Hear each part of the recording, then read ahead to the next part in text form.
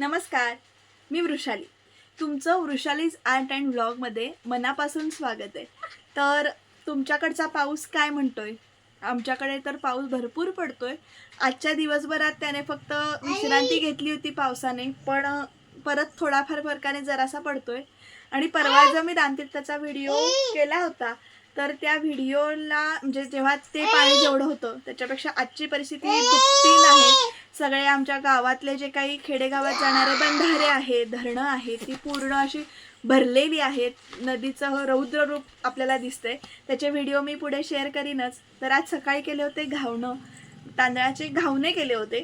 तर तुम्ही सुद्धा त्याची रेसिपी बघा आणि करायला हरकत नाही तुम्हाला कधी पण. तर पाऊस भरपूर पडतोय, त्यामुळे मी आज बाजारात गेलेले नव्हते. भाजी मिस्टरांनी आणून दिली होती, त्यामुळे मी स्वतः काही भाजी घ्यायला गेले नाही. आणि सध्या काम चालू असल्यामुळे जरा असं दुपारची झोप इम्पॉर्टंट झाली आहे. आवरली नाही आज झोप. विरा झोपवताना मीच झोपून टाकलं. आणि त्यामुळं दुपारी एक कवितेचा व्हिडिओ शूट करायचा होता, तो राहिला करायचा. तो आज उद्यापर्यंत करीन आणि मग तुमच्यापर्यंत ती कविता, पावसाची कविता आहे, ती एक सादर करण्याचा नक्की प्रयत्न करीन. तर जे काही पावसाचे फोटोज आहेत, व्हिडिओज आहेत, ते मला जेवढे गावातले मिळाले ते मी तुमच्या पुढे या व्हिडिओच्या रूपातून दाखवेन की आजरातली परिस्थिती आता सध्या काय आहे पावसाची.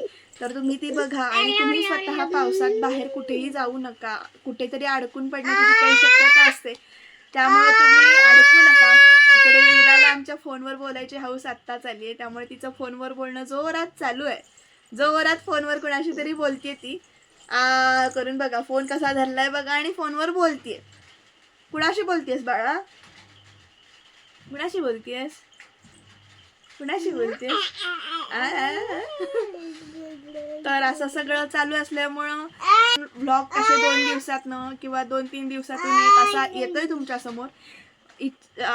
अपेक्षा करते की तुम्ही समजून घ्याल. तर घावणं करण्यासाठी आदल्या दिवशी मी तांदूळ भिजत घातले होते. असे तांदूळ, रेशनचे तांदूळ चांगले असतात घावणं करण्यासाठी, कारण त्याच्यात चिकटपणा असतो.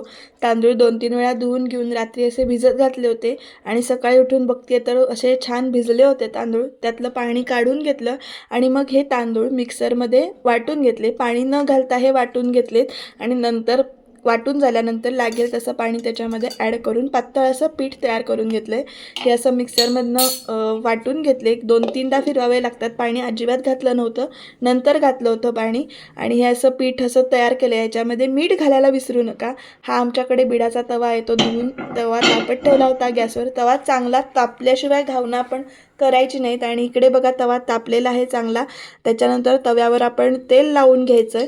हे जे आता आपण ब्रशनं लावतो ना, त्याच्या आधी नारळाच्या शेंडीनं तेल लावलं जायचं. त्याचासुद्धा एक वेगळा स्वाद येतो. तुम्हाला काय वाटतं ते तुम्ही कमेंटमध्ये सांगा. तर असा पूर्ण तव्याला तेल लावून घ्यायचं आणि मग त्याच्यानंतर हे जे काही आपलं पीठ आहे, ते पातळ पीठ आहे, ते असं कडेकडेनं असं सोडायचं आणि एक वाफ काढून द्यायची त्याच्यावर. कडेनं असं ते चिमट्यानं असं सगळीकडे पसरवून घ्यायचं. पातळ टाकायची ही घावणं, जाड टाकायची नाहीत, मग ती आंबोळी टाईप असं होतं. आणि त्याच्यानंतर झाकण ठेवून द्यायचं.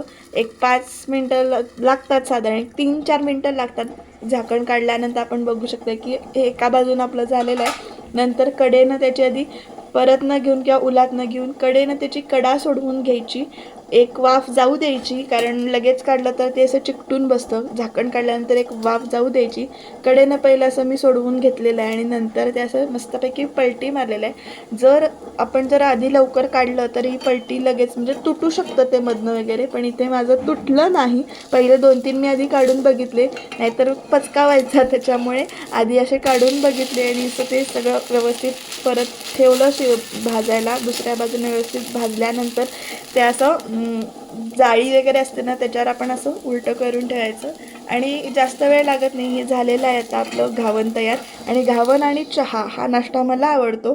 तुम्ही काय करता, घावणं कशाबरोबर खाता ते सांगा. तर अशी घावणं आणि चहा असा माझा नाश्ता चालू होता आणि मऊ होतात ही घावणं, छान लागतात चहातनं बुडवून खायला. तुम्ही कशाबरोबर खाता ते नक्की मला कमेंटमध्ये सांगा.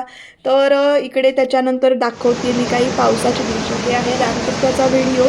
पाणी कुठपर्यंत आले बघा. परवा दिवशी पाणी खूपच कमी होतं, पण पाऊस जो काही वाढला आहे प्रचंड, त्याच्यामुळे पाणी अक्षरशः वरतीपर्यंत गेलं आहे. अजून उंबरठ्याला लागलेलं नाही आहे, ते लागू शकतं. महापुरात तर प्रचंड सगळीकडनं पाणी बाहेर पडत होतं आणि हे काही रौद्र रूप आहे नदीचं, ते बघून असं काटा येतो अंगावर.